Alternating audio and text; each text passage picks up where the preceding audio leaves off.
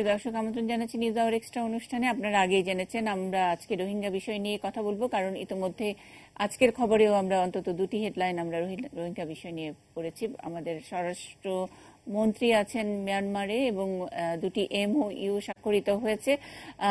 নভেম্বরের মধ্যে একটি জয়েন্ট ওয়ার্কিং গ্রুপ করার কাজ শুরু করার ব্যাপারে একমত হওয়া গেছে, এরকম একটি খবর আমরা প্রচার করেছি। এবং যুক্তরাষ্ট্র ভাবছে যে মিয়ানমারের উপরে তারা একটা যে বাণিজ্য নিষেধাজ্ঞা সেটা তারা দিবে, সেটা ভাবছে।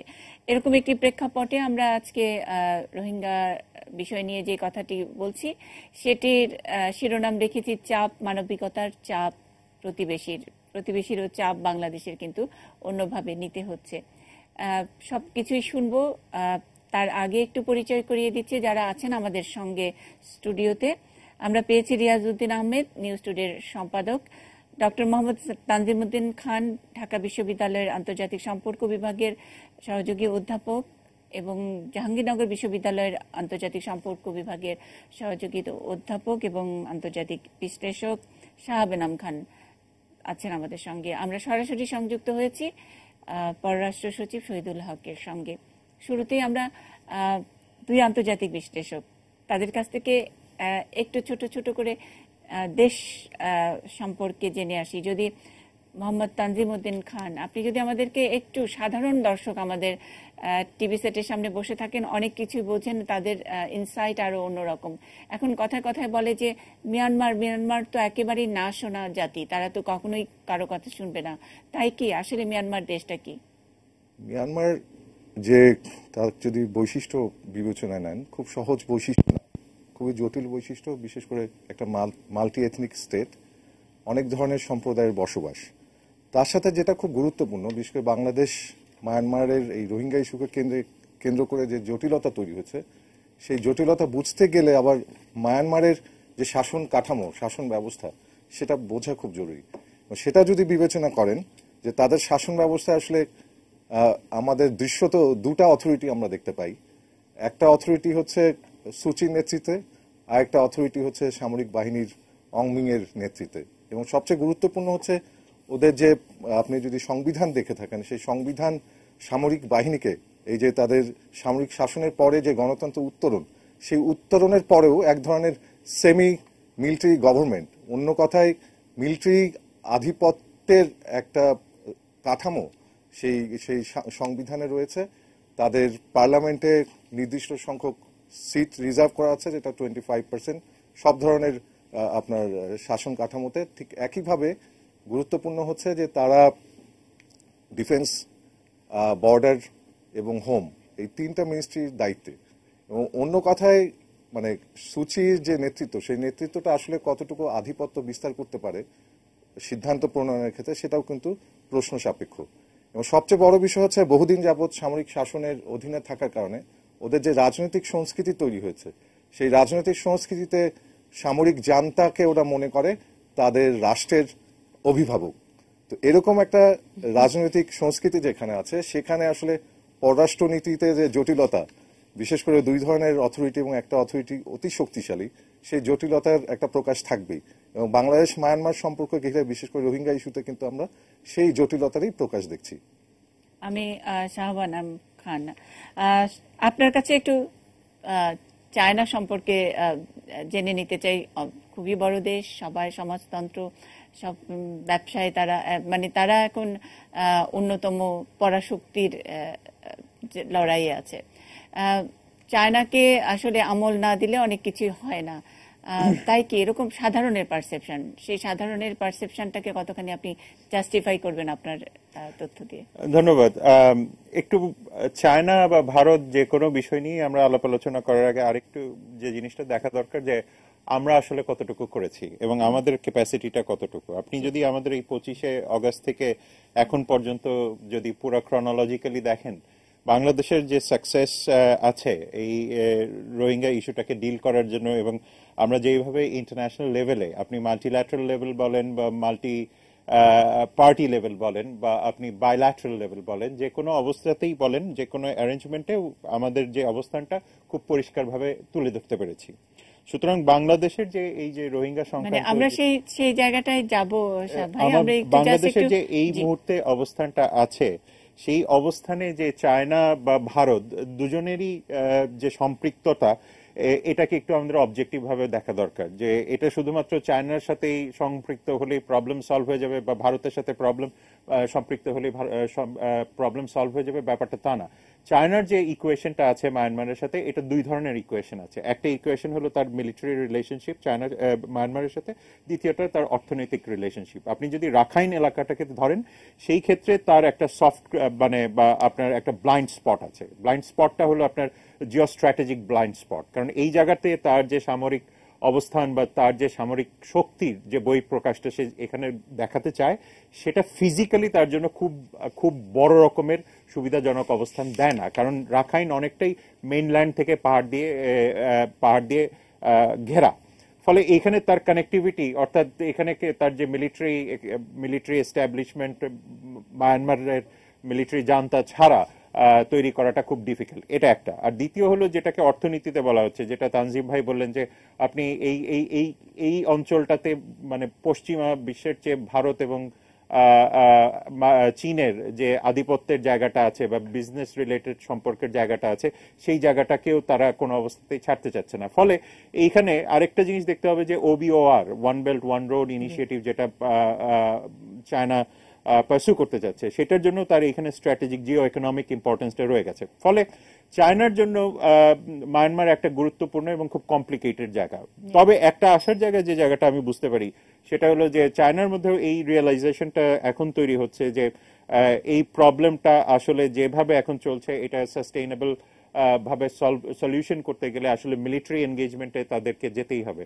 ফলে এই মিলিটারি জেনারেলদের সাথে তারা কিভাবে নেগোশিয়েট করবেন এবং তারা কিভাবে এই বিষয়টাকে তুলে ধরবেন, সেটা আসলে সামনে আমরা দেখবো। আমার মনে হয় আমাদের যে কারণে আমি শুরু করলাম, যে বাংলাদেশের ফরেন পলিসির যে জায়গাটায় সাফল্য এসছে, সেই জায়গাটাতে হয়তোবা আমরা ভবিষ্যতে দেখবো যে এই চায়নাকে আমরা অনেকটাই মানে পজিটিভ দিকে হয়তোবা মোবিলাইজ করতে পারবো। আমরা বাংলাদেশের ফরেন পলিসিটাও নিয়ে একটুখানি আমরা পররাষ্ট্র সচিবের কাছ থেকে শুনবো। তার আগে সুষমা স্বরাজ দুদিনের সফর শেষে ফিরে গেলেন, এবং তার সফরের পরে অনেকে বিশেষজ্ঞরা অনেকেই বলেছেন যে এই রোহিঙ্গা ইস্যুতে ভারতের কাছ থেকে সুস্পষ্ট কি কোনো সহযোগিতা অথবা তারা একেবারে অল আউট সমর্থন কি দিয়েছে? সুষমা স্বরাজের এবারের সফর থেকে তেমনটা নাকি স্পষ্ট হয়নি, সেরকম বিশেষজ্ঞ অনেকেরই মতামত। আমার সহকর্মী মফিদুল হক এরকম একটি রিপোর্ট করেছেন, রিপোর্টটি দেখে রিয়াজউদ্দিন আহমেদের কাছে একটু আসবো।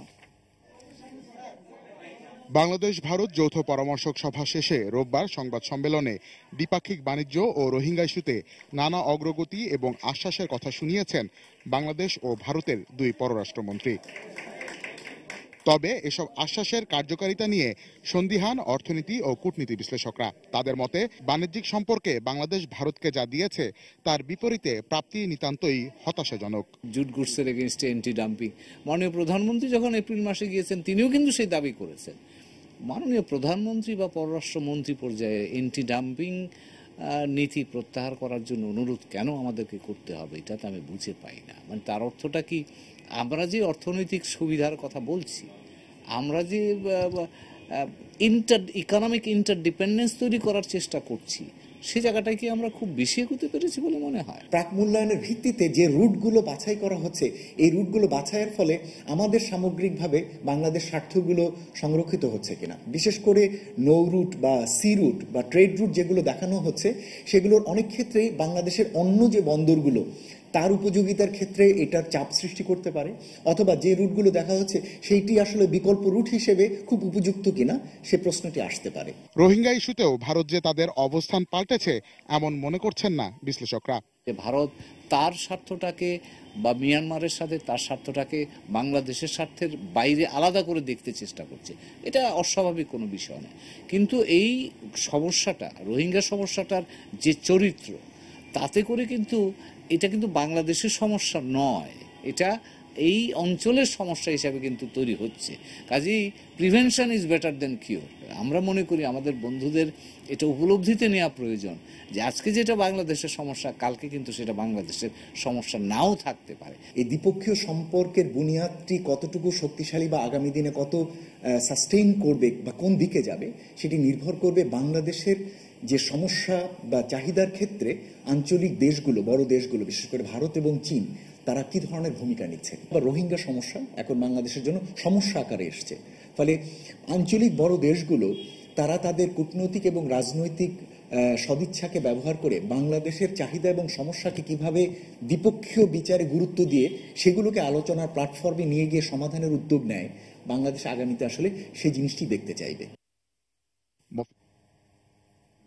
ঢাকা। আমি রিয়াজউদ্দিন আহমেদ, আমি একটু আপনার কাছ থেকে শুনতে চাই যে বিশেষজ্ঞরা যারা বলছেন যে রোহিঙ্গা ইস্যুটি ঠিক অত জোরালোভাবে আসেনি সুষমা স্বরাজের এবারের সফরের মাধ্যমে, আর বাংলাদেশ যা যা দিয়েছে তার বিপরীতে ভারত কি কি পেয়েছে, ভারত কি কি দিয়েছে, বাংলাদেশ কি কি পেয়েছে, এই রকমের একটা হিসেব নিকেশ সবসময় হয়। কিন্তু কোথায় জানি যে বন্ধুত্বের আমরা মাত্রাটা বলছি, সেই জায়গায় বাংলাদেশ মানবিকতার উদাহরণ হিসেবে যেভাবে দাঁড়াতে হয়েছে বাংলাদেশের, সেখানে বন্ধুদের সহযোগিতা কি ওইভাবে পাওয়া যাচ্ছে কিনা, অন্তত ভারতের বেলায় যদি আপনি একটু মন্তব্য করেন। ভারতের ব্যাপারটা অনেকটা পরিষ্কার হলো নরেন্দ্র মোদী যখন গেলেন মিয়ানমারে, তখন তিনি মানে সেখানে যে সন্ত্রাসী কর্মকাণ্ড যেটা তারা বলছে যে রোহিঙ্গারা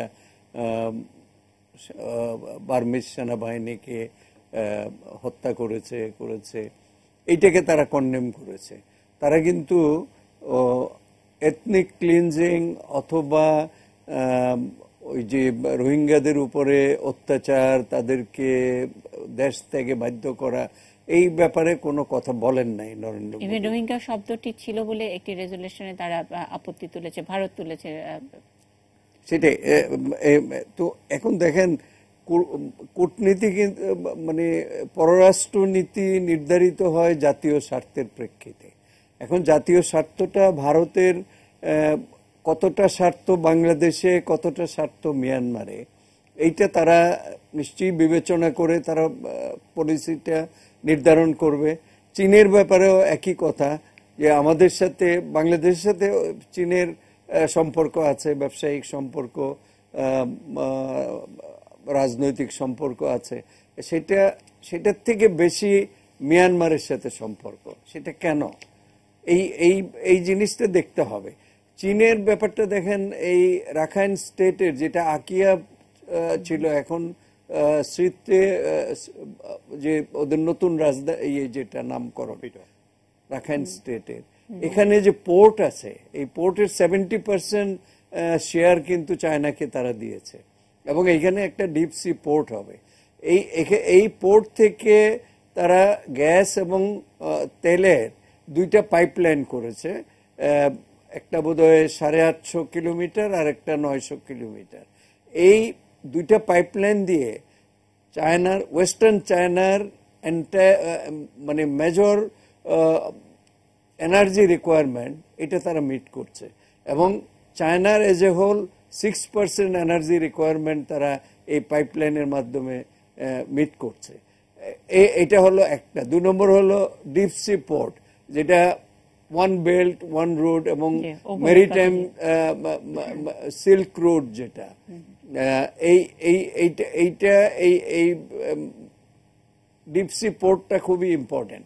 বাংলাদেশে তারা অনেক দিন চেষ্টা করেছে, 10 বছর চেষ্টা করেছে, আমরা কোনো সিদ্ধান্ত দিতে পারি নাই। তারা এখন ওখানে পোর্ট হয়ে গেছে, সেখানে 70% চীন তাদের শেয়ারও পেয়েছে। এখন প্রশ্নটা হলো ভারতের অবস্থাটা কি? ভারত মানে মিয়ানমারে কি চায়নার থেকে ভারতের প্রভাব বেশি হবে? ভারত কি বেশি সুবিধা পাবে? বিশ্লেষকদের মত হলো ভারত কোনোদিনই চায়নাকে ছাড়িয়ে যেতে পারবে না মিয়ানমারে। এখন ভারত তাহলে তাদের পররাষ্ট্রনীতির বিশ্লেষণে বাংলাদেশে বেশি সুবিধা পাবে নাকি মিয়ানমারে বেশি সুবিধা পাবে, এই অ্যানালাইসিস নিশ্চয়ই তারা সাউথ ব্লকে বসে করছে, এবং এটা বাংলাদেশের পারসুয়েশনে হবে না, এটা তাদের কনভিকশন থেকে হবে। তারা যখন কনভিন্সড হবে যে তাদের জাতীয় স্বার্থ অনেক বেশি রক্ষিত হবে যদি মিয়ানমারের সাথে সম্পর্ক রাখে, তাহলে অথবা বাংলাদেশের সাথে এই মুহূর্তে যদি বাংলাদেশের সাথে ভারত একটু ঘনিষ্ঠ হয় তাহলে তাদের জন্য সুবিধা হবে কিনা।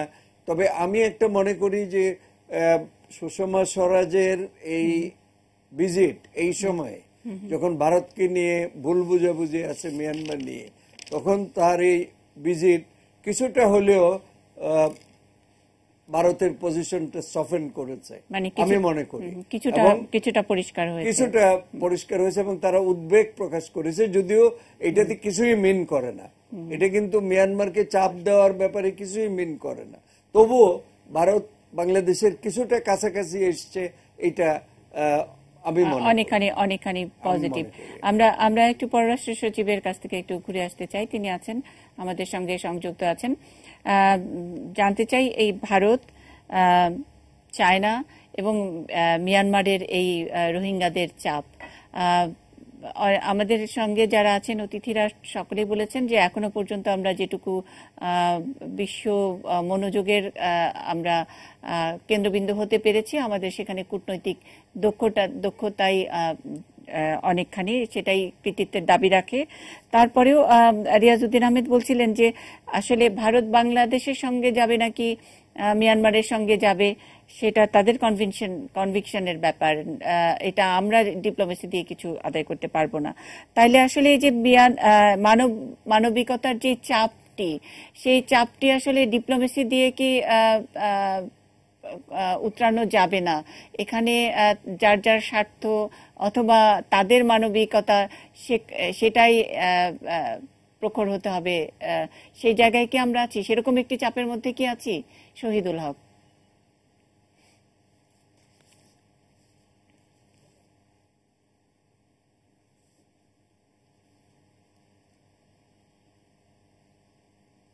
আমার মনে হয় যে আমরা মানবিক চাপের মধ্যে নেই, বরঞ্চ মানবিকতার প্রশ্নে আমরা একটা মোরাল হাই গ্রাউন্ড থেকেই কথা বলছি।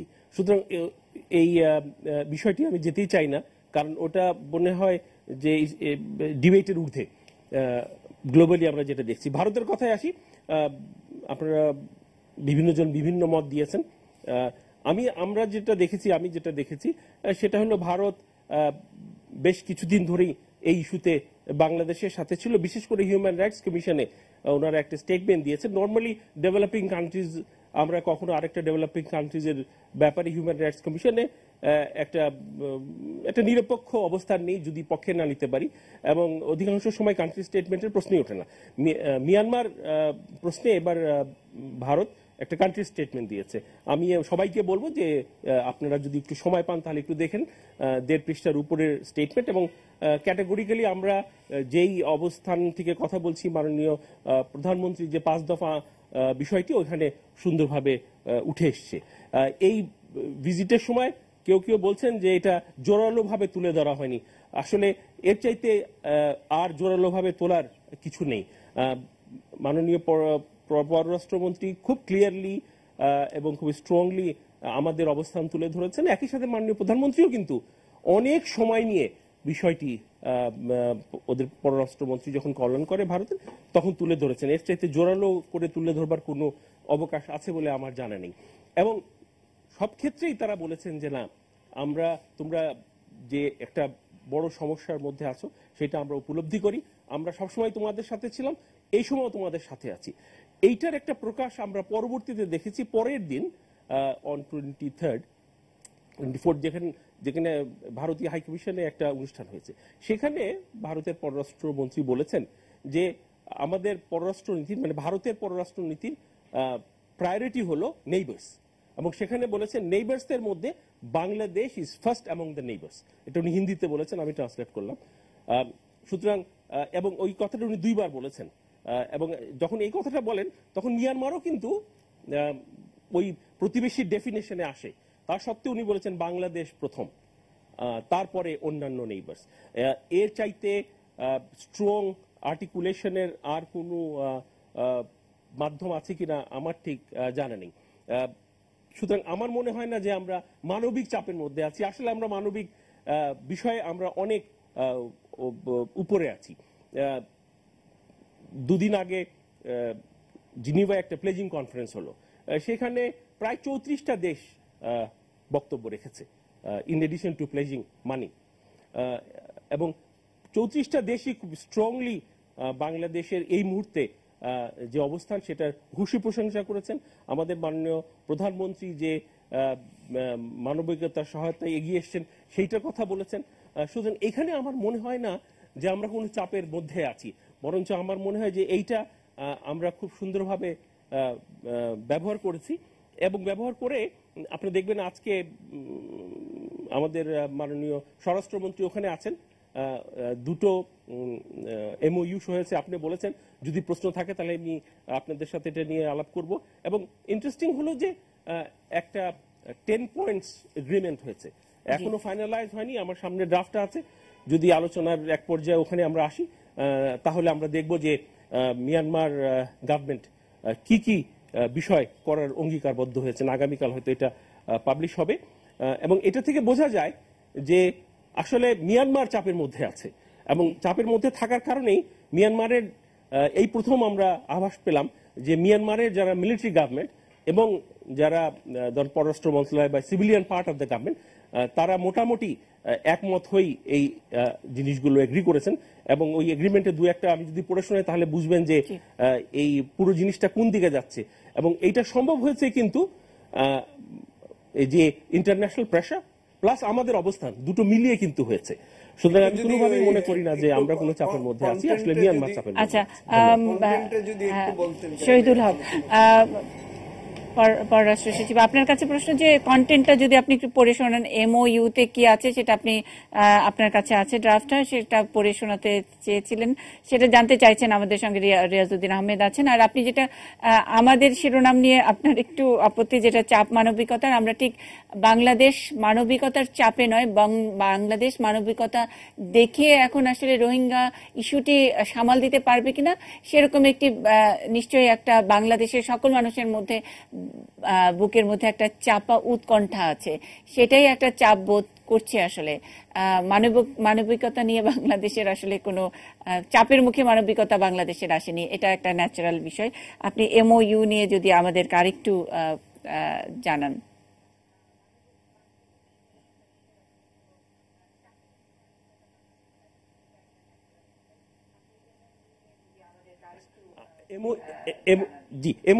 এমওইউ নিয়ে অবশ্যই আপনাকে বলবো, আরো যে একটা বিষয় সমঝোতা হয়েছে সেটা নিয়েও বলবো।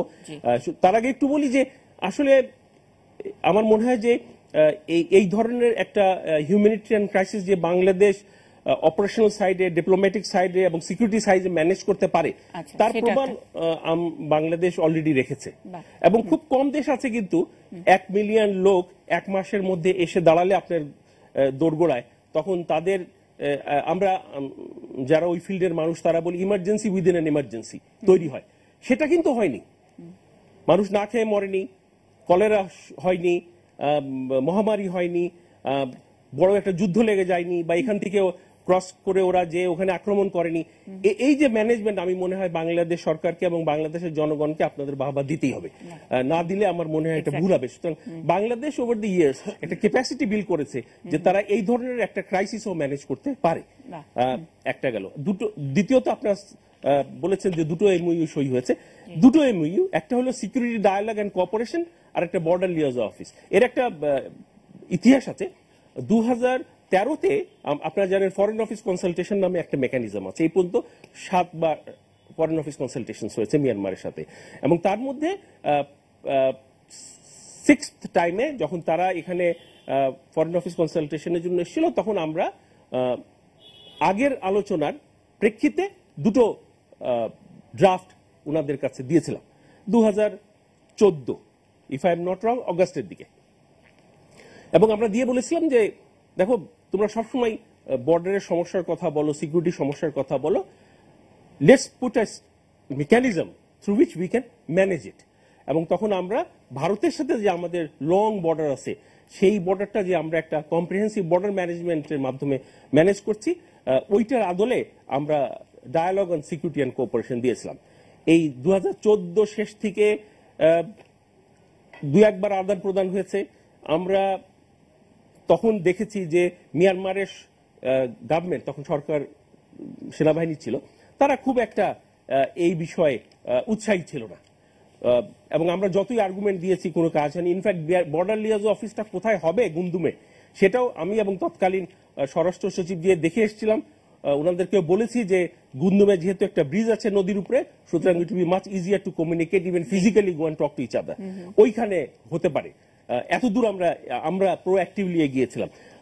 আজকে যখন স্বরাষ্ট্রমন্ত্রী গেছেন, 2-3 দিন আগে থেকে তারা বলছেন যে ওনারা এটা সই করবেন। হঠাৎ করে এমন কি ঘটলো যে তারা যে জিনিসটা 3.5 বছরে করতে পারেননি সেইটা করলেন? আমার মনে হয় এটাই চাপ। এটাতে বেসিক্যালি যে দুটো জিনিস আছে, একটা 24/7 বর্ডার ম্যানেজমেন্টের একটা কনসেপ্ট আছে। আপনারা জানেন যে বর্ডার এখন পোস্ট থাকে, সেখান থেকে একটা কিছু হলে তারা মেসেজ পাঠায়, তারপরে সেই মেসেজটা reply I tax about 2-3 days। এখন আমরা ঠিক করেছি যে এরকম একটা পোস্ট হবে যেখানে দুই দেশেরই বর্ডার ফোর্সেস থাকবে এবং ইমিডিয়েটলি তারা অ্যাটেনশন দিবে যে কোনো সমস্যা, সেটা স্মাগলিং হোক, হিউম্যান ট্রাফিকিং হোক, বর্ডার ক্রসিং হোক বা বর্ডার স্কেরমিশ হোক, সবকিছু এইটার মধ্যে আছে। 2 নম্বর হলো রেগুলার বেসিসে উনাদের দুই ফোর্সের মধ্যে মিটিং হবে এবং উপরের লেভেলেও একটা মিটিং রেগুলার বেসিসে হবে। একটা বড় সমস্যা মিয়ানমারের সাথে যে উনারা 10 বার ডাক দিলে একবার সাড়া দেন, সুতরাং এই জন্য এইটা করা এবং সিকিউরিটি ডায়ালগটা আসলে মাচ মোর কম্প্রিহেন্সিভ। ওটাকে আমরা পলিটিক্যাল লেভেলে নিয়ে আসতে চেয়েছি in addition to the military side. এবং 3.5 বছর পর যে আজকে এটা হয়েছে, আমরা পররাষ্ট্র মন্ত্রণালয় সবাই অত্যন্ত আনন্দিত। বিশেষ করে আমি অন রেকর্ড রাখতে চাই যে আমাদের ambassador Sufiur Rahman has done a wonderful job এই জিনিসটাকে ড্র্যাগ করে আনা এবং একটা এগ্রিড টেক্সটে নিয়ে আসা। এগ্রিমেন্ট যেটা হয়েছে হয়তো কালকে পাবলিক হবে, ইটস এ 10-point এগ্রিমেন্ট। এইটা কি পর্যায়ে সাইন হবে, কতটুকু স্ট্রং হবে, কতটুকু লিগালি বাইন্ডিং হবে, এটা নিয়ে কালকে সকালে আলাপ হবে। এর মধ্যে প্রথমত 3টা জিনিস স্ট্রং আছে। 7 নম্বর পয়েন্টে আছে, আমি পড়ে শোনাই। Myanmar affirms its commitment to immediately halt the outflow of Myanmar residents to Bangladesh. Second, to restore normalcy in Rakhine to enable displaced Myanmar residents to return from Bangladesh at the earliest, and to implement the recommendation of Kofi Annan Commission fully for suitable return. এইটা একটা। সুতরাং এইটা আমরা যেটা চাচ্ছিলাম সেই জিনিসটা ওনারা অ্যাটলিস্ট আজকে রাতে পর্যন্ত রাজি হয়েছেন। 2টা যে এই যে বাইল্যাটারাল অ্যারেঞ্জমেন্ট যেটা হবে, একটা জয়েন্ট ওয়ার্কিং গ্রুপ হবে, ওটাকে আমরা টাইম বাউন্ড করে দিয়েছি। আমরা বলেছি it cannot be left to eternity, সেই জন্য নভেম্বর 17 আপনি এটার কথা বলেছেন। আর আরেকটা জিনিস আমরা এবার তুলে এনেছি যে 1980-তে দুই দেশের মধ্যে একটা বর্ডার অ্যারেঞ্জমেন্ট হয়েছিল, which was very good. It was followed quite extensively. কিন্তু মিয়ানমার এই প্রথমবার 1980 এগ্রিমেন্ট ভায়োলেট করেছে। They have mobilised military within 2 kilometre of the border. একটা বড় ভায়োলেশন হয়েছে। তারপরে এই যে লোকজন এসেছে ইললিগাল ক্রসিং, ওইখানেও 1980-তে বলা ছিল যে ইললিগাল কোনো ক্রসিং হবে না, ওখানে ভায়োলেট করেছে। আমরা বলেছি যে ওইটাকে রিভাইভ করতে হবে। এই যে সিকিউরিটি ডায়ালগের ভিত্তি হবে 1980, because it is time tested agreement, এবং এই ধরনের বর্ডার এগ্রিমেন্ট সব দেশেই আছে, এবং দুই দেশের ফোর্স যদি এটাকে মেনে চলে তাহলে বর্ডার খুব কাম এন্ড কোয়াইট থাকে। আরো অনেক কিছু এই 10 পয়েন্ট এর মধ্যে আছে, কি মেকানিজম হবে, কি কি পর্যায়ে আলাপ হবে, নিশ্চয়ই আমরা শুনবো শহীদুল হক। জি, নিশ্চয়ই আমরা শুনবো। আমরা একটা বিরতিতে যাব, কিন্তু আপনার অনেকগুলো পয়েন্ট বলেছেন। নিশ্চয়ই আমাদের সঙ্গে রিয়াজউদ্দিন আহমেদ আছেন, তারও একটা প্রশ্ন ছিল, সেই প্রশ্নের জবাবেই আপনি অনেকগুলো জিনিস পরিষ্কার করেছেন। শাহবানাম খান এবং ডক্টর মোহাম্মদ তানজিমউদ্দিন খান, তাদের তরফ থেকেও নিশ্চয়ই কোনো জিজ্ঞাসা আছে। শুধু আমি একটা ছোট্ট জিনিস একটু জেনে নিতে চাই। আপনি বলেছেন বর্ডার লিয়াজোর কথা বলেছেন, যেটা 3 বছর মানে আপনারা যোগাযোগ করেছেন, সেখানে হয়নি। 3 দিনে কি এমন হলো যে এটা আজকে স্বরাষ্ট্রমন্ত্রীর উপস্থিতিতে সেটা হয়ে গেল? আমরা যারা মাঠে কাজ করেছি আমরা লক্ষ্য করেছি যে যেই সব সীমান্তগুলো দিয়ে সীমান্তবর্তী গ্রামগুলোর থেকে সর্বশেষ অথবা একেবারেই আর ওই দিকে মিয়ানমারের দিকে আর আসলে রোহিঙ্গা জনগোষ্ঠী নাই, তারা সেই সব সীমান্তগুলোতে মাইন পুঁতে রেখেছে। এবং আমরা দেখলাম যে 7 দিন আগেও একসঙ্গে প্রায় 50,000 প্রায় 45,000 এরকম করে লোক আসছে। আমরা জানি না এখনো রোহিঙ্গা জনগোষ্ঠী কতজন আসলে ওখানে রাখাইনে আছে। সব চলে আসার পরে এখন বর্ডার লিয়াজোর ব্যাপারে তারা চটজলদি একটা তৎপরতা নিল, সেটাই কি? আর ওখানে যে প্রত্যেকটা পয়েন্টে পয়েন্টে যে তারা মাইন বসাচ্ছে সেটার ব্যাপারে কি বাংলাদেশ কোনো প্রশ্ন করেছে কিনা? এইটুকু আমার জিজ্ঞাসা ছিল। একটা বিরতিতে যাব, বিরতির পরে নিশ্চয়ই আমাদের যারা আলোচকরা আছে তাদের অনেক মন্তব্য থাকবে, কথাও থাকবে, আপনার কাছে কোনো প্রশ্নও নিশ্চয়ই থাকবে। নিশ্চয়ই দর্শক আপনারা থাকছেন আমাদের সঙ্গে।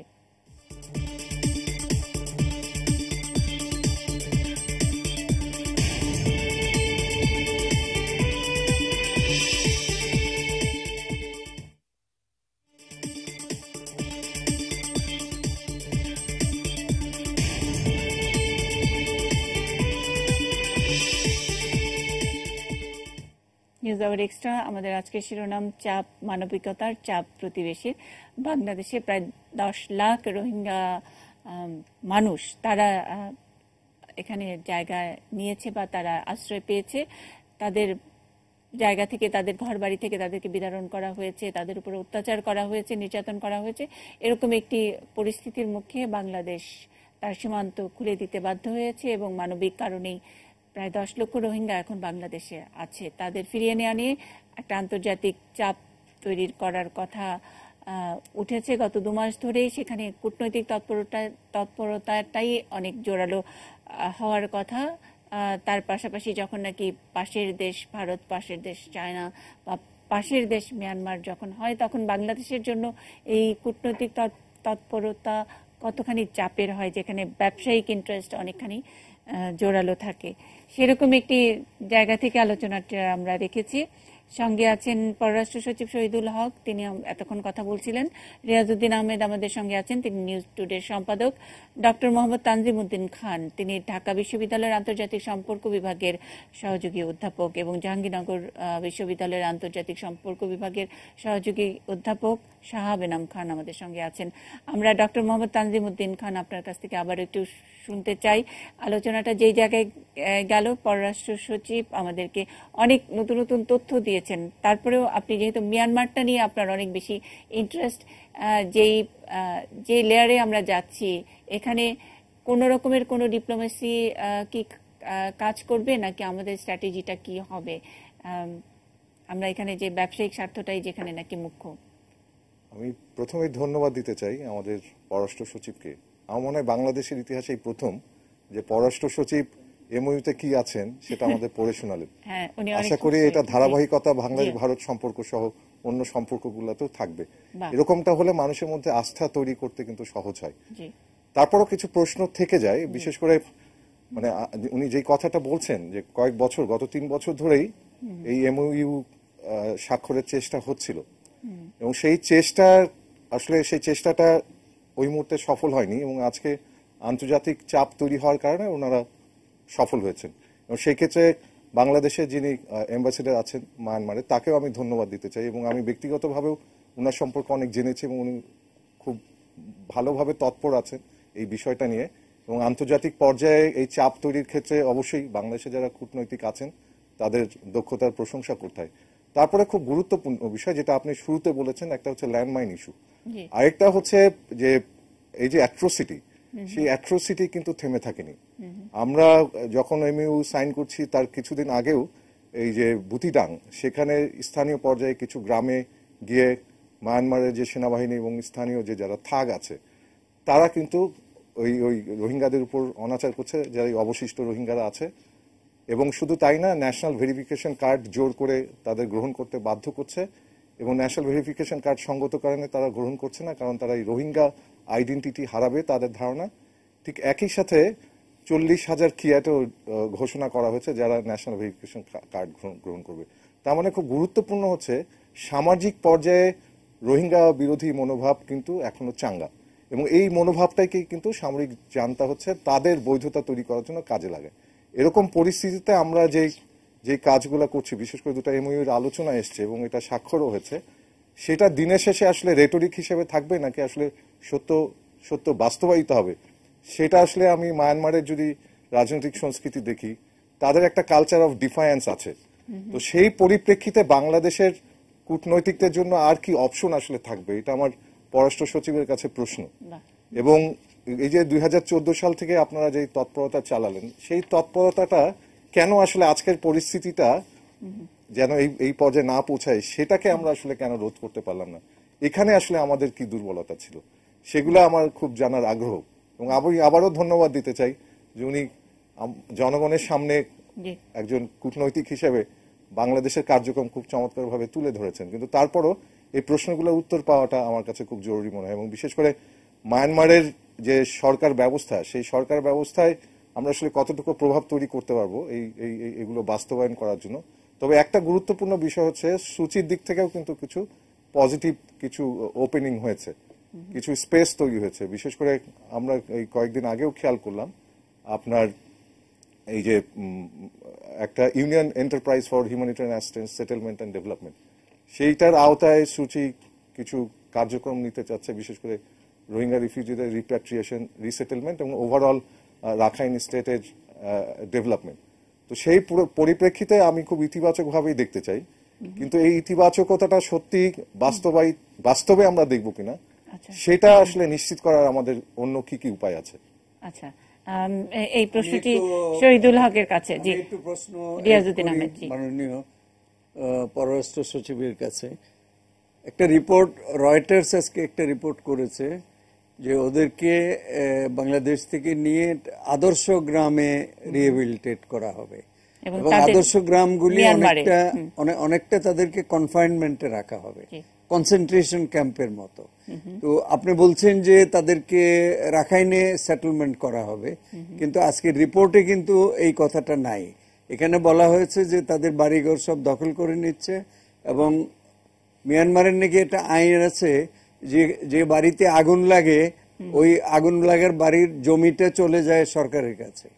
তো ওইভাবে এন্টায়ার রাখাইন সরকারের কাছে চলে গেছে, ফসলও চলে গেছে, 71 একরের ফসল কেটে নিয়ে যাবে। তো এই যে মানে কনসেন্ট্রেশন ক্যাম্পের মতো করে আদর্শ গ্রাম, এই ব্যাপারে কি এমওইউতে কিছু উল্লেখ আছে? জি, আরো একটি প্রশ্ন, এবং শাহবানাম খান আপনি কিছু যোগ করবেন কিনা? অনেক কিছু নিয়ে আমরা পররাষ্ট্র সচিবের কাছে, মানে আমার যোগ করার এখানে প্রশ্ন নাই পররাষ্ট্র সচিবের কাছে, কারণ আমার মনে হয় পররাষ্ট্র সচিব সম্পূর্ণভাবে বিষয়টা ক্লারিফিকেশন দিয়ে দিয়েছেন। বরং এইখানে যে জিনিসগুলি আমাদের এই প্রেক্ষিতে বোঝা দরকার, মানে কয়েকটা জিনিস বোঝা দরকার, যে বাংলাদেশ আদতে এই বিষয়গুলিতে মোমেন্টাম বজায় রাখতে পারবে কিনা এবং একটা প্রেসার ক্রিয়েট করতে পারবে। এটা করবে, এই কারণে করবে। দুটো ঘটনা একসাথে ঘটেছে। একটা ঘটনা ঘটেছে যে কন্টিনিউটির বিষয়টা বাংলাদেশ ফরেন মিনিস্ট্রি এবং বাংলাদেশের ফরেন পলিসি এস্টাবলিশ করতে পেরেছে, ফলে আমরা কন্টিনিউটিতে চলে গেছি। এটার একটা বড় এক্সাম্পল হলো যে pleasing conference for the Rohingya refugee crisis যেটা হয়েছে, সেখানে আমাদের নতুন করে $228 মিলিয়ন অ্যাড হয়েছে, অর্থাৎ আমরা এখন পর্যন্ত $344.7 মিলিয়ন পাবো। অর্থাৎ ইউনাইটেড নেশনস যেটাকে প্রেডিক্ট করেছিল $434 মিলিয়ন, সেটা থেকে একটু শর্ট আছে, বাট আলটিমেটলি এটাও হয়তো একটা সময় গিয়ে ফুলফিল হয়ে যাবে। এটা একটা বিষয়। দ্বিতীয় বিষয়টা যেটা হচ্ছে যে আপনি যদি দেখেন আমাদের পররাষ্ট্র সচিব খুব ক্লিয়ার করেছেন যে বাংলাদেশের যে ফাইন ব্যালেন্সিং যেটা ভারত এবং চায়নার সাথে, এই ফাইন ব্যালেন্সিংটা কেন?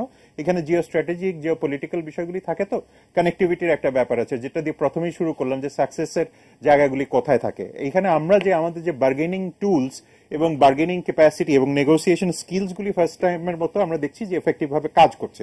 বার্গেনিং টুলসগুলি কিভাবে কাজ করছে? একটা হলো যে দেখেন যে চায়না তার নিজস্ব স্বার্থে, যেটা পররাষ্ট্র সচিব খুব ক্লিয়ারলি বললেন, যে প্রেশার তৈরি হয়েছে বলে এই জিনিসগুলি স্ট্রাকচারালি চেঞ্জ হয়ে যাচ্ছে।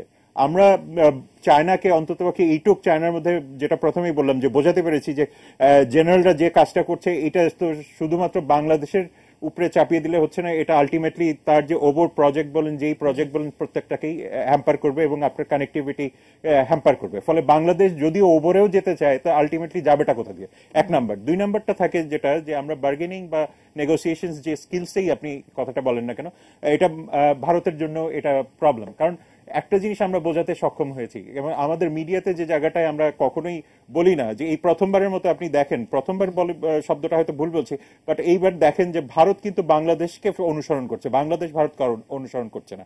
কেন করছে না? এটা 1 নাম্বার যে বিষয়টা হলো যে এই রোহিঙ্গা রেফিউজি ইস্যুতে অন্ততপক্ষে ভারতের যে সাউথ ব্লকে যে ফান্ডামেন্টাল ফরেন পলিসি চেঞ্জ বা শিফট যেটা হয়েছে, এখন আমরা ডিবেট করতে পারি এটা রেটরিক বা ইমপ্লিমেন্টেশন লেভেলে কিনা, অ্যাটলিস্ট ইমপ্লিমেন্টেশন লেভেলেও এটা আমরা দেখতে পাবো। এই কারণে দেখতে পারবো যে তাদের যে কালাদান প্রজেক্ট, যেটা রিয়াজউদ্দিন আহমেদ বললেন, কালাদান প্রজেক্ট বলেন বা তাদের কানেক্টিভিটি বলেন বা যেটাই বলেন, নর্থ ইস্ট ইন্ডিয়ার সবচেয়ে বড় সিকিউরিটি বাংলাদেশের কাছ থেকে এসছে। ফলে এটা আমাদের সবচেয়ে বড় বার্গেনিং টুল।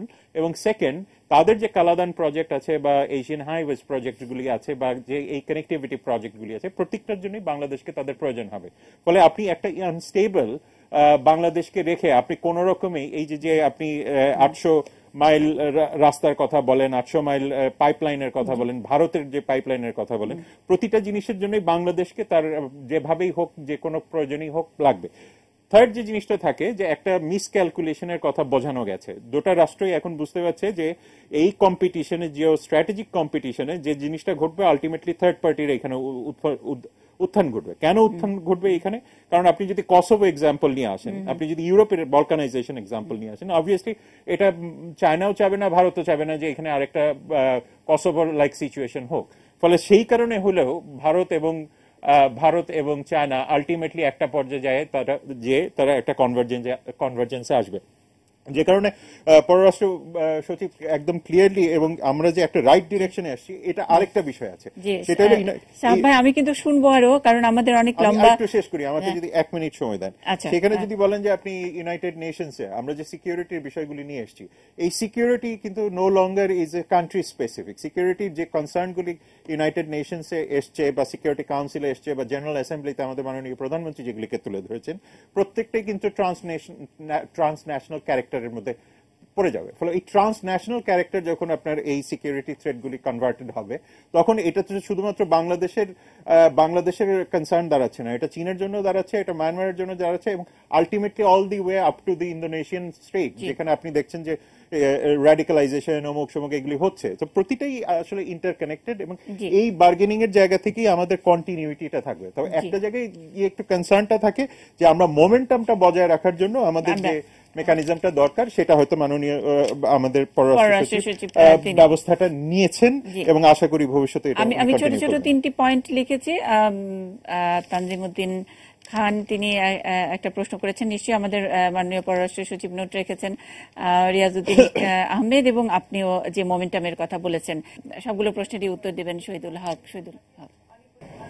থ্যাংক ইউ, ধন্যবাদ। প্রথমে আমি একটা জিনিস বলি যে আজকে I am extremely happy that এরকম একটা প্ল্যাটফর্ম তৈরি হয়েছে যেখানে আমরা সবাই একসাথে কথা বলতে পারছি, এবং বিশেষ করে প্রফেসর সাহাব, প্রফেসর তানজিম এবং রিয়াজউদ্দিন আহমেদ সাহেবকে অসংখ্য ধন্যবাদ যে এই ইস্যুটা যে অত্যন্ত কমপ্লেক্স সেইটা ওনাদের বিবেচনায় উঠে এসছে, এবং ওনারা যে আমাদের ডিফিকাল্টিসটা অ্যাপ্রিসিয়েট করেছেন তার জন্য অসংখ্য ধন্যবাদ।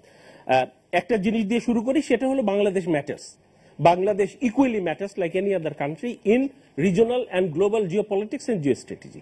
সুতরাং এই ব্যাপারে কিন্তু সন্দেহ নেই, এবং এই যে বাংলাদেশ ম্যাটার্স, এটা আমার সময়কালে আমি দেখেছি যে এক সময় ছিল যে বাংলাদেশ পিছনের সারিতে ছিল, আমরা কখনোই ওভার দ্য ওয়েট পাঞ্চ করতাম না, because we were very কশাস that এটার কনসিকুয়েন্সেস কি হবে।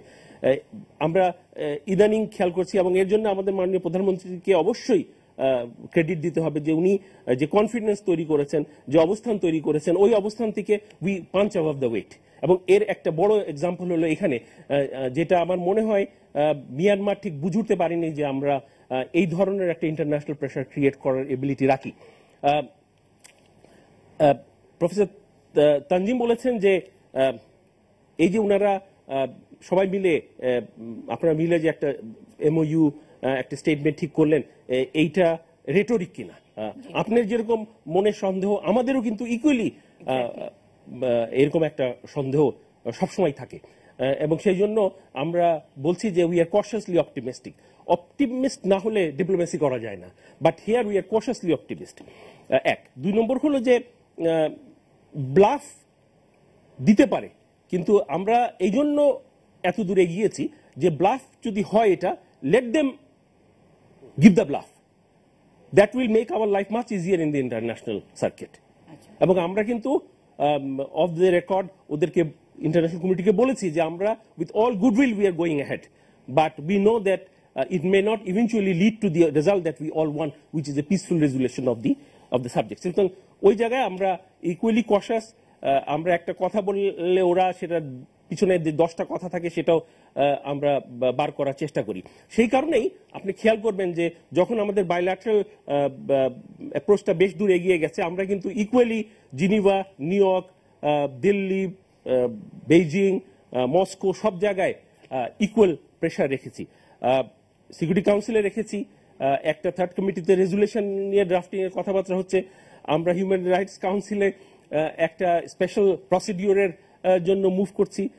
আরো 2-1টা জায়গায় আমরা মুভ করছি, সেটা আর আমি এখানে বলতে চাচ্ছি না। সুতরাং আমরা প্রেশার শুধু রাখি নাই, মোমেন্টাম রাখি নাই প্রেশারে, এটাকে বিল্ড করছি ফার্দার। এবং সেই জন্যই আমার এবং আমার যারা সহকর্মীরা আছেন পররাষ্ট্র মন্ত্রণালয়ে, তাদের সবারই একটা কনফিডেন্স এসছে that Bangladesh matters and we can do much aggressively if we want. এখানে আমরা কিন্তু অফেন্সিভে প্লে করছি, আমরা ডিফেন্সিভে একদমই প্লে করছি না। এবং সেই জন্যই আমরা দেখি যে মিয়ানমারের একটা তাৎক্ষণিক অবস্থানের পরিবর্তন, এবং এটা সময় আসলে হয়তো আরো আলোচনা করা যাবে। আমরা প্রথমবার দেখেছি যে ওদের পররাষ্ট্র মন্ত্রণালয় is trying to take over the process. That's something we have never seen in the past. এইটা গেল একটা। সুতরাং অল অপশনস আর ওপেন, এবং আমরা ওটাকে একই সাথে, যেটাকে আমরা মাল্টিপ্রং অ্যাপ্রোচ বলছি, সেটা বজায় রেখেছি। কেন এমন হলো এইটা, ডিপ্লোমেসি অনেক সময় বলে that it's art of dealing with unknown and unknowables. আমার মনে হয় এই জায়গাটায় there are things which was not known to us, and possibly it will never known to us, which is unknowable, that Myanmar military without a democratic government এরকম একটা step নিল কেন, mass expulsion. আমার মনে হয় they have because of their isolation and because they realized that তাদের অনেক বন্ধু হয়ে গেছে একসাথে, ওইটা দেখে মনে করেছে যে এই বন্ধুরাকে আমরা সামনে রেখে we can go ahead with ethnic cleansing. But ঠিক বুঝতে পারিনি যে ইন্টারন্যাশনাল কমিউনিটি এত ডিফিকাল্ট ভাবে জিনিসটাকে নিয়ে আসবে। আরেকটা জিনিস আপনারা খেয়াল করবেন যে professor Deng, is a very well respected special রেপোর্টিয়ার on genocide, উনি বলেছেন এবং নতুন একটা টার্মিনোলজি কয়েন করেছেন যে অ্যাট্রোসিটিস ক্রাইম, এবং উনি মিয়ানমার গভর্নমেন্টকে বলেছেন that you should be careful that your military do not commit atrocity crimes. Atrocity crimes এর ডেফিনেশন ওনারা আবার নিচে দিয়েছেন, because is not known in the international parliament. সেটা হলো যে ethnic cleansing, crime against humanity and genocide, এই তিনটাকে এক করে ওনারা দেখতে যাচ্ছেন। সো আমার মনে হয় Myanmar government, if they are reading properly, they also know that এই জিনিসগুলো যদি বিল্ড করে তাহলে eventually it will end up in a place which would be very difficult for them to defend. Even for so-called friends that they have, they will also not be able to defend them in that. Because এখন তো আসলে ইনফরমেশনের যুগ, এই যে এত কিছু ওনারা করেছেন এটা কিন্তু ওপেন হয়ে গেছে। স্যাটেলাইট পিকচার্স আছে, এমনিও কিছু আছে, আমরাও কিছু কালেকশন করেছি। সুতরাং আমার মনে হয় ওইটা ওনারা রিড করছেন, সেই জন্যই আমার মনে হয় একটু ডিফেন্সিভে গেছেন। বাট ইউ নেভার নো, আমরা সবসময় সজাগ আছি যে এইটার জন্য সুযোগ ওনারা না নেন, এবং সুযোগ নেবেন। আজকে দুটো এমনি হয়েছে, কালকে দেখবেন সারা পৃথিবীর মানুষ জানবে যে বিরাট কিছু হয়ে গেছে, সব সলভ হয়ে গেছে, প্রবলেম সলভ, এবং দু দেশের মধ্যে সুতরাং আর কিছু করার দরকার নেই। সেই জন্য আমরা কিন্তু আগে থেকেই আমাদের প্রত্যেক মিশনে ইনফরমেশন দিয়ে রেখেছি, নোট ছেড়ে রেখেছি, যেটা ইমিডিয়েটলি কালকে চলে যাবে।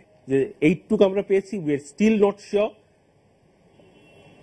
দ্যাট এটা ফাইনালি ইমপ্লিমেন্টেশন হবে কিনা। কাগজে কলমে হয়তো ঠিক আছে, কিন্তু রিয়েলিটি আমরা দেখতে চাই। ওইটা না দেখা পর্যন্ত কিন্তু তোমরা কোন সিদ্ধান্তে যেও না। সুতরাং ওই সাইডটাও আমরা ওপেন রেখেছি। আর ফেলিয়ারের আরেকটা কারণ মানে আমার ব্যক্তিগত যে একটা ট্রাস্ট ডেফিসিট আমি খেয়াল করেছি যখনই মিয়ানমারের সাথে আলাপ করতে গেছি, কারণ আমি আজকে 4.5 বছরে অনেক দেশের সাথে কথাবার্তা বলি। মিয়ানমারের অফিসিয়ালদের সাথে কথা বলতে গেলে কোথায় যেন একটা গ্যাপ, কোথায় যেন একটা ট্রাস্ট ডেফিসিট, এবং ওদের মধ্যে সবসময় একটা ভীতিকর একটা সম্ভাবনা যে, এবং ওদের অনেকে পুরোহিতরাও বলেছেন যে একসময় আমাদের এলাকা থেকে লোকজন যে মিয়ানমার দখল করে নেবে, ওই ফিয়ার ফ্যাক্টরটা কাজ করে। সুতরাং আমরা যতই বলি যে আমাদের foreign policy is based on peace and development, আমরা কখনো কোনো দেশকে আক্রমণ করি নাই, করবো না, আমাদের জমি কারো বিরুদ্ধে ব্যবহার করা যাবে না, ওই ব্যাক অফ দেয়ার মাইন্ড সবসময় একটা ভীতি থাকে। এর পিছনে ইতিহাস আছে, ইতিহাসে ছোট্টখাটো ঘটনা হলেও আছে, সেটা আর আমি নাই বললাম। বাট কিছু সময় ছিল যখন এই ধরনের ভীতি উৎপাদন করার চেষ্টা করা হয়েছে। আমার মনে হয় that was a huge mistake. ফলে ওই ট্রাস্ট ডেফিসিটের কারণে কিছু জিনিস আগায় না। কারণ আমি কিন্তু এখানে যখন আমি মিয়ানমারে গেছি তখন কিন্তু পলিটিক্যাল লিডারশিপের সাথে সাথে মিলিটারি লিডারশিপের সাথেও, ইনক্লুডিং দ্য সিনিয়র জেনারেলের সাথেও কথা বলেছি। ওইখানেও আমি ফিল করেছি কোথায় যেন একটা কিন্তু থেকে যাচ্ছে তাদের মধ্যে, যে আমি যেটা বলছি আসলেই সেটা সত্যি কিনা, যদি সুযোগ সুবিধা হয় তাহলে আমরা কি এখান থেকে হাঁটা শুরু করে দেব কিনা সবাই মিলে।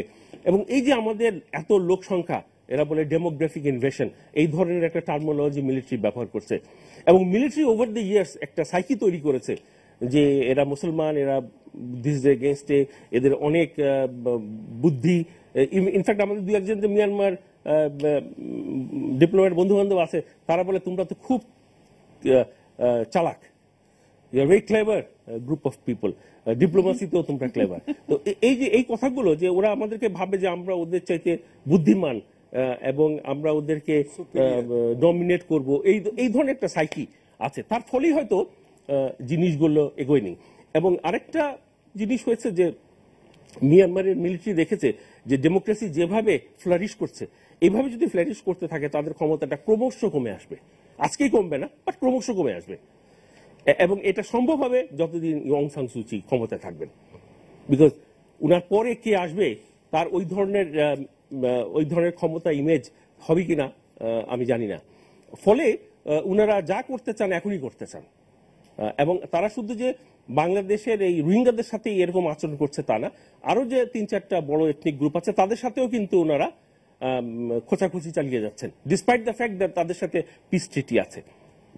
তো এই সব কিছু মিলে মনে হয় যে অনেকগুলো কারণ একসাথে আছে যে কারণে এইটা হয়েছে। আমি কি কোনো জিনিস কারো প্রশ্নের উত্তর দিতে?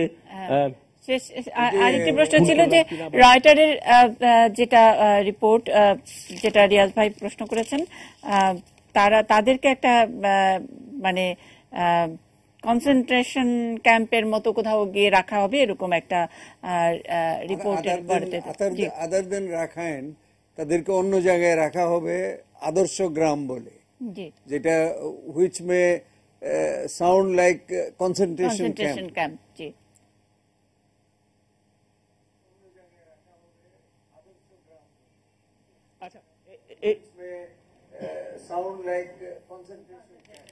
আচ্ছা এইটা বলি, এটা আমরা সেই জন্য দেখবেন আমাদের প্রধানমন্ত্রী বলেছেন যে তাদেরকে ফিরিয়ে নিয়ে যাও ইন সেফটি অ্যান্ড ডিগনিটি। 2 নম্বর, আমরা আমাদের যে রিটার্ন পেপার আমরা সাবমিট করেছিলাম, যেটার উপরে আলোচনা হয়ে 10 পয়েন্ট এসে, ওখানে ক্লিয়ারলি আমাদের বলা ছিল যে এদেরকে তোমরা ওই ক্যাম্পে নিয়ে যেতে পারবে না, এরা যেখানকার মানুষ সেখানেই তাদেরকে ফেরত নিতে হবে এবং ওই জায়গাটা বাসযোগ্য করতে হবে। এবং ইন্টারন্যাশনাল কমিউনিটি কিন্তু প্রচন্ড চাপ সৃষ্টি করে যাচ্ছে এই ব্যাপারে, যে তোমরা যদি ঘর বাড়ি জ্বালিয়ে দিয়ে থাকো, আইদার আমাদেরকে ফুল অ্যাক্সেস দাও ওখানে যে রিহ্যাবিলিটেশনের ব্যবস্থা করতে, অথবা তোমরা করে দাও। আমরা দেখব যে এই যখন রিটার্ন এগ্রিমেন্টটা ফাইনালাইজ হবে, যখন ফিরে যাওয়ার আগে ন্যাচারালি বাংলাদেশ সরকার এবং আন্তর্জাতিক সম্প্রদায় মিলে ওই জায়গাটা সেফার ফর হিউম্যানিটি করবেন। এবং আমরা এবারেও তাদের সাথে যখন আমরা কথা বলেছি, খুব শক্ত করে কথা বলেছি, আমরা দেখছি যে এভরি 10 ইয়ার্সে তোমরা এই কাজটা করছো, মানে নিয়ে যাচ্ছ আবার ফিরিয়ে দিচ্ছ, নিয়ে যাচ্ছ আবার ফিরিয়ে যাচ্ছ, দিস ক্যানট কন্টিনিউ। এবং সেই জন্যই এই যে সিস্টেমেটিক এথনিক ক্লিনজিং এর কথা বলা হচ্ছে, দিজ আর দি এভিডেন্স যে এই ধরনের অবস্থা চলতে দেওয়া যায় না, এবং এই ব্যাপারে আমরাও বেশ জোরালো।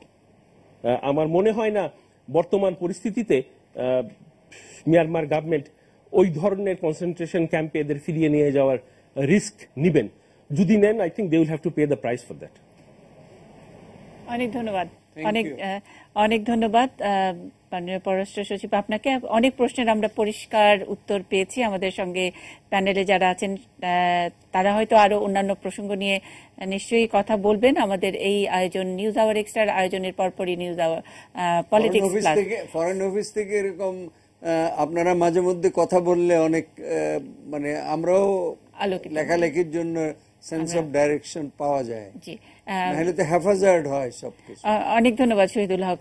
আপনি আপনার একটু তাড়া আছে, আপনি এই আয়োজন থেকে মানে নিউজ আওয়ার এক্সট্রার আয়োজন থেকেই আপনি বিদায় নেবেন আপনি বলেছিলেন। কৃতজ্ঞতা জানাচ্ছি আমাদের এই আয়োজনটুকুতে যুক্ত থাকবার জন্য। আমাদের পরবর্তী আয়োজন পলিটিক্স প্লাস, সেখানেও আমরা কথা শুনবো রিয়াজউদ্দিন আহমেদ, ডক্টর মোহাম্মদ তানজিমউদ্দিন খান এবং শাহাব এনাম খানের। নিশ্চয়ই দর্শক আপনারা থাকছেন একটা ছোট্ট বিরতির পরে। পলিটিক্স প্লাসেও একই বিষয় নিয়ে আসছি।